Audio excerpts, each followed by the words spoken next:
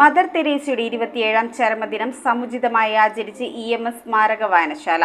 Father Stanley പയസിന്റെ പ്രാർത്ഥനയ്ക്ക് ശേഷം നടന്ന പൊതുയോഗം കൊച്ചി കോർപ്പറേഷൻ സാമൂഹ്യക്ഷേമകാര്യ സ്ഥിരം സമിതി അധ്യക്ഷ ഷീബാലാൽ ഉദ്ഘാടനം ചെയ്തു.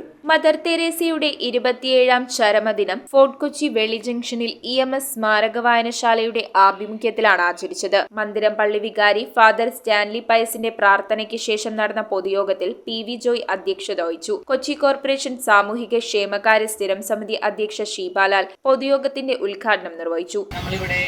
27 വർഷത്തോളമായി നമ്മൾ ഈ ഒരു സ്വരൂപം ഇവിടെ വെച്ച് അടുത്ത വർഷം മുതൽ അലോഷ് പറഞ്ഞു, അച്ഛൻ്റെ ഒരു ആഗ്രഹം പറഞ്ഞു, തിരുനാൾ പോലെ നമുക്കൊരു നവനാൾ 7 ദിവസം അല്ലെങ്കിൽ 9 ദിവസത്തെ നൊവേനയോടുകൂടി നമുക്ക് ഇത് നടത്താമെന്നുള്ളത്. ഒത്തിരി ആളുകൾ വന്ന് രാവിലെ ആണെങ്കിലും വൈകിട്ടാണെങ്കിലും വന്ന് തിരികൾ കത്തിച്ച് പ്രാർത്ഥിച്ചു പോകുന്ന അനുഗ്രഹങ്ങൾ നേടുന്നൊരു വിശുദ്ധിയാണ്. EMS സ്മാരക വായനശാലയുടെ രക്ഷാധികാരി എഡ്വിൽ, അലോഷി എന്നിവർ ആശംസകൾ അർപ്പിച്ച് സംസാരിച്ചു. മദർ 1922-24 കാലഘട്ടത്തിൽ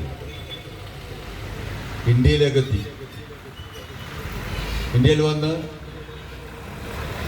ടീച്ചറായി സേവനമനുഷ്ഠിക്കുകയും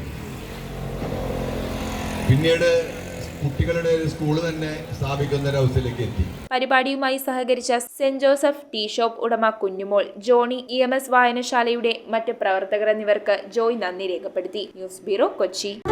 തറവാട്ടിലേക്ക് സാധനങ്ങൾ വാങ്ങിയ കട ഇത് തന്നെ. ഇനി ഒന്നും നോക്കണ്ട, കണ്ണടച്ച് വാങ്ങിച്ചോ.